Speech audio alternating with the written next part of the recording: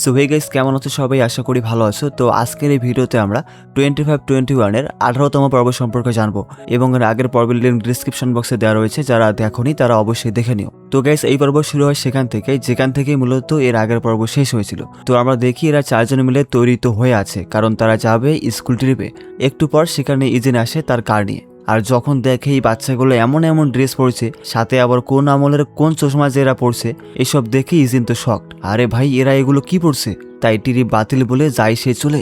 তবে এরাও যে পিছু ছাড়ে না, ধরে ফেলে তাকে। নাহিদু বলে, ইজিন আমি কি সামনে বসবো? ইজিন বলে, না নাহিদু, তুমি পিছনে বসবে। সামনে বসবে শিয়ং, কারণ তুমি ম্যাপ পড়তে পারো না। তাই এমনকি জিয়ংও সেম কাজ করে, ইরুমকে তার পাশে বসিয়ে। এতে নাহিদুর মন খারাপ। ঠিক আছে, এর প্রতিশোধ তো আমি নেব। এরপর তারা সবাই মিলে যাচ্ছে সমুদ্র সৈকতে। সবাই বেশ খুশি, কারণ ভাই এমনি গাড়িতে করে ঘোরার মজাই যে আলাদা। এভাবে তারা চলে আসে ইজিনের সেই বাসায়, যেখানে ইজিনের মা এবং তার আঙ্কেল থাকেন। তো ইজিনের মা এদেরকে দেখে বেশ খুশি, সাথে ইরুমকে দেখে তিনি আবেগপ্লুত হয়ে যান। ইরুম তখন আবার নাহিদুর সাথে তার পরিচয় করিয়ে দেয় যে এ হচ্ছে নাহিদু। মা বললেন, নাহিদু তুমি? তোমাকে টিভিতে অনেকবার দেখেছি, কিন্তু বলতে হচ্ছে তুমি সেদিন খুব ভালো খেলেছিলে। তখনই জিয়ং বলে, ইজিনের যে একটা বড় বোন আছে জানতাম না তো। ইজিন চায় রেগে, শালা ও আমার মা। পরে তিনিও বলেন যে আমি হলাম ইজিনের মা, ওকে। পরে তখনই চলে আসে হিয়ং, যায় পড়ে নিচে টেনে তোলে শিয়ং। তবে হিয়ং তো চিনে ফেলে যে কে সে, তাই পরে তাকে ডাক দিয়ে বলে, শিয়ং ওয়ান, আমি তোমার একজন বড় ভক্ত। তোমার প্রত্যেকটা শো আমি দেখি। শিয়ং অবাক, বাবা আমার আবার ভক্ত আছে, জানতাম না তো। হিয়ং বলে, আমরা কি হ্যান্ডশেক করতে পারি প্লিজ প্লিজ? শিয়ং বলে, এই ছোকরা তোমার বয়স কত? হ্যাঁ। হিয়ং বলে, 16 বছর। শিয়ং বলে, তার মানে আরো 4 বছর। ঠিক আছে, আমি তোমার জন্য অপেক্ষা করব। আর এই বলে যায় চলে। কিন্তু গাইস, আমি তো এটাই বুঝলাম না, শিয়ং ওর জন্য অপেক্ষা করবে মানে? এইখানেও টুরু লাভ নাকি? যাই হোক, এরপর তারা সবাই মিলে যায় সমুদ্রের ধারে। ঢেউ উড়ছে, বালি উড়ছে, সমুদ্রের গন্ধ বাতাসে। নাইদু করছে ওয়ার্ম আপ। পরে তিনজন পানিতে ভালোই মজা করছে, কিন্তু ইজিন সে রয়েছে উপরে, কারণ তার রয়েছে দায়িত্ব। কিন্তু গাইস, এরা হচ্ছে কম নসরবান্দা না। নাইদু বলে, বাহ বাহ বাহ, আমরা এদিকে ভিজতেছি আর তুমি কিনা বসে। এই চলো ওরে তুইল্লা নিয়ে আসি। এই বলে ইজিন রে স্যাংদোলা করে নিয়ে পানিতে দেয় ফেলে। এখন কেমন লাগছে? হ্যাঁ, খুব তো চুপচাপ উপরে বসেছিলে। তো এই জন্য তখন সুযোগ পেয়ে সেও ফিল করে এই মুহূর্তটাকে। আসলে গাইস, এই বয়সের একটা সুবিধা আছে, সমুদ্র দেখলে দৌড়ে যাওয়া যায়, লজ্জা লাগে না, নিজের ইচ্ছে মতো যা খুশি তাই করা যায়। কিন্তু বয়স হয়ে গেলে তখন আর এই সুযোগ হয়তো আমরা কেউই পাবো না। মজা তো অনেক হলো, এবার নিজের কাজটা যে বাকি রয়েছে। তাই বাধ্য হয়ে ইজিন তার নিজের কাজ শুরু করে, ক্যামেরা ঘুরিয়ে করে ওদের বন্দি। তবে এর সাথে সে আরো কিছু রেকর্ড করছে, ঢেউয়ের গর্জন, পাখির ডাক, বাতাসের শব্দ। ইজিন নিচ্ছুপ হয়ে কানে ইয়ারফোন দিয়ে গভীরভাবে ফিল করে এই সবকিছু। দূরে দাঁড়িয়ে ইউরিম এমন দেখে যায় সে চমকে, এই ইজিন কি করছো? ইজিন বলে, নাহিদু আসতে বলো, রেকর্ড হচ্ছে তো। কিন্তু তুমি কি রেকর্ড করছো? তখনই ইজিন তাকেও শোনায় সেই শব্দ। নাহিদু চমকে উঠে বলে, ইজিন এগুলো তো যে কারো মন ভালো করে দিবে। আমার কিন্তু সত্যি অনেক ভালো লাগতেছে এখানে এসে, থ্যাংক ইউ ইজিন। তখনই ইজিন কিছু বলতে চায় কানে কানে। নাহিদু ভাবে, খাইছে রে, এখন কি এই বেড়ায় আমারে কিস করবে নাকি? কিন্তু না, ইজিন কানে কানে বলে, চলো কিছু খেয়ে নেই। এই বলে যায় সে চলে। তবে নাহিদু এই মুহূর্তে কিছু একটা ফিল করে। এখন বাসায় ফিরে বাইরে বসে তিনজনেই বেশ উদাসীন। এরম বলে, লাইফে আজকে আমি প্রথম বাইরের কারো লগে করলাম গোসল। শিয়ং বলে, এরপর থেকে তাহলে আমরা একসাথেই গোসল ছেড়ে নেব, তাও আবার ঝর্ণায়। এতে নাহিদু ওর পাশে লাথি মাইরা কয়, ঠিকই কইছো তুমি, এবার থেকে আমরা সেটাই করব। তখনই পাশে তারা অবাক হয়ে দেখে জিয়ং ইজিনের লগে আটার মতো লাগে আছে, মানে সে কোনো একটা ব্যাপারে জানতে চাচ্ছে কিন্তু ইজিন করে ইগনোর আর বলে, তুমি গিয়ে আগুন জ্বালানোর চেষ্টা করো, আর হ্যাঁ তোমরা গিয়ে রান্নার প্রস্তুতি নাও, আমি গেলাম মাংস আনতে। এরপর এরা তিনজন মিলে রান্নার প্ল্যান করে। আর যেহেতু তারা 5 জন, তাই একটা বড় বাটি দিয়ে 5 বাটি চাল দেয় রান্নায়। অন্যদিকে আমাদের সহজ সরল জিয়ং, সে এমন বোকার বোকা, আগুনের মধ্যে কাঠ দিয়ে আসে বসে। ইজিন আসে দেখে, একটা লাথি মেরে বলে, কিরে জিয়ং, কাঠগুলা এভাবে পুরাইয়া ফেললা? জিয়ং বলে, ভাই আমার ভয় লাগে, কি করবো বুঝতাছি না। তাই বাধ্য হয়ে দুজন মিলে কাঠগুলো বের করার চেষ্টা করে। তখনই এই 3 জমিদার আসে খাবার নিয়ে। মানে গাইস, জমিদার এই কারণেই কইলাম, কারণ দেখো এরা 3 জন কিন্তু নিজে কখনো রান্না করে খায়নি, মায়ের রান্না করেছে, আর সেগুলো এরা জমিদারের মতো করে খাইছে, তাই না? যাই হোক, নাইদু বলছে, ইউরিম কেমন যেন সাবানের গন্ধ আসছে না? ইজিন শুনে বলে, তোমরা কি ওই শাকগুলো সাবান দিয়ে পরিষ্কার করেছো নাকি? তিনজনে চুপ। ইজিন বুঝে ফেলে তারা এটাই করেছে। আমি আগেও বলেছি তোমরা আসলে মানুষ হবার যোগ্যই না। ও কি যে করি তোমাদের নিয়ে, আমি পাগল হয়ে যাবো এবার। যাই হোক, এখন পাগল তো হয় না আপাতত, তাই সবাই খাবার খাবে মানে প্রস্তুতি নিচ্ছে। তখনই চলে আসে আঙ্কেল, হাতে তরমুজ। বাহ বাহ বাহ, তোমরা দেখি দারুণ ব্যবস্থা করেছো। নাহিদু বলে আপনিও বসে যান, একসাথে একটা পার্টি হয়ে যাক। তিনি বলে না না, তোমরা খাও, আমি খেয়েছি। ইজিন বলে আঙ্কেল দাঁড়াও, আসছি। গিয়ে নিয়ে আসে মদের বোতল আর বলে শিওং এটা আপনার জন্য নিয়ে এসেছে। আঙ্কেল তো খুশি, ধন্যবাদ দিয়ে যায় চলে। শিওং তো গরম, স্যার আপনি এটা কি করলেন? মদ ছাড়া কি আর এই ট্রিপ জমবে?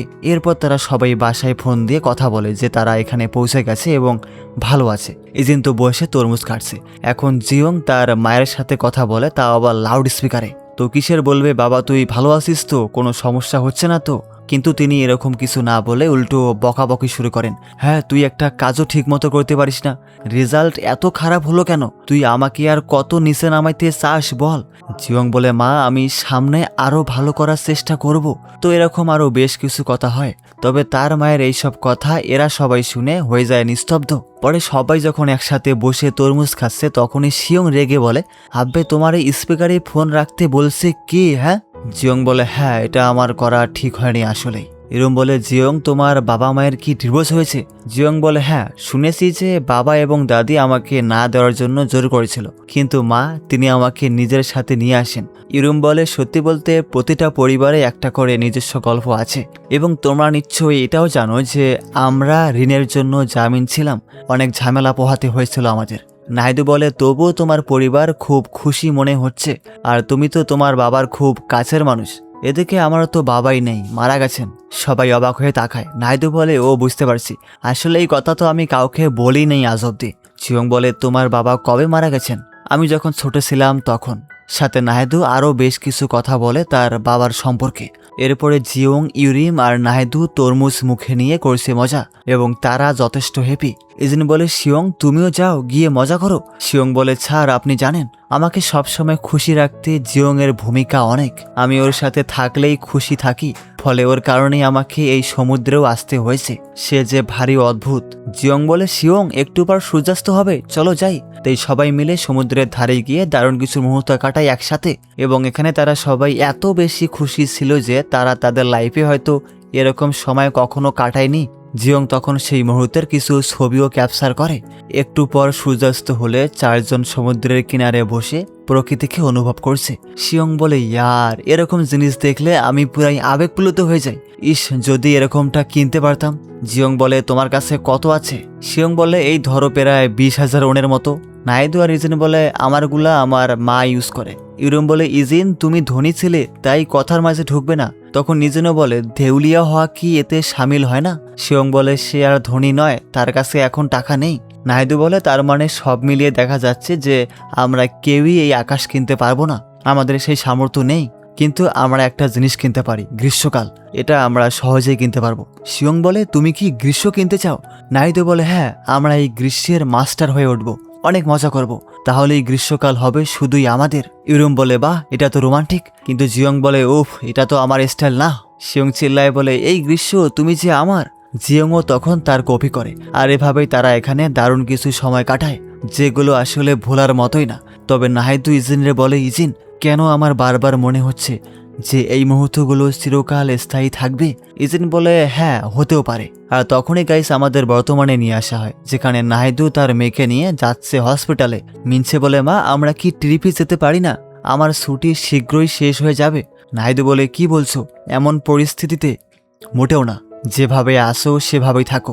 মিনছে বলে মা আমি যখন 6ষ্ঠ শ্রেণীতে পড়ি তখন আমি নাচের প্রতিযোগিতার জন্য স্কুল ট্রিপে যেতে পারিনি, আর এবছর কোভিডের কারণে এটা বাতিল করা হয়েছে। তাই মা আমি আমার জীবনে কখনো স্কুল ট্রিপে যাইনি, তাই প্লিজ রাজি হয়ে যাও না। নাহিদু বলে মিনছে তোমার কি মনে হয় আমি কখনো গিয়েছি? আমিও কখনো যাইনি, কারণ আমাকে ট্রেনিং করতে হয়েছিল। মিনছে বলে মা এ কথা তুমি বলছো? যখন তুমি হাই স্কুলে ছিলে তখন বন্ধুদের সাথে সৈকতে গিয়েছিলে, তোমার অ্যালবামের সেই ছবিগুলো আমি দেখেছি। নাহিদু বলে আমি যখন হাই স্কুলে ছিলাম তখন সমুদ্র সৈকতে গিয়েছিলাম বুঝি? মিনছে বলে আমাকে আবার এটা বলো না যে তোমার মনে নেই, তুমি তাদের সাথে গিয়েছিলে যারা সব সময় তোমার অ্যালবামে আছে। কিন্তু গাইস নাহিদু বারবার বলতেছে আমি আবার কখন তাদের সাথে সমুদ্র সৈকতে গিয়েছিলাম? আমার তো কিছুই মনে পড়ছে না। এতে মিনসে উল্টো রেগে বলে, ঈশ্বর, এখন তো মনে হচ্ছে ডাক্তার আমাকে নয় তোমাকে দেখানো উচিত। নাহিদও বলে, মিনসে, এই দুনিয়ায় সবকিছুই ক্ষণস্থায়ী, এগুলো সব শেষ হয়ে যায়, আর এটা তোমাকে বুঝতে হবে। তো নাহিদুর মুখে এরকম অদ্ভুত কথা শুনে মিনসের সাথে আমরাও বেশ চমকে যাই। মানে দেখো, এটা আসলেই একটা কনফিউজিং ব্যাপার না? তার নাকি এইসব স্মৃতি মনেই নাই। তো এটা কিভাবে সম্ভব? নাকি নাহিদু এই ব্যাপারটা এড়িয়ে যেতে চাইছে? কি কারণ হতে পারে? এর পিছনে কি কোনো বিশেষ কারণ রয়েছে? সেটাই দেখবো আমরা পরের ভিডিওতে। Good bye.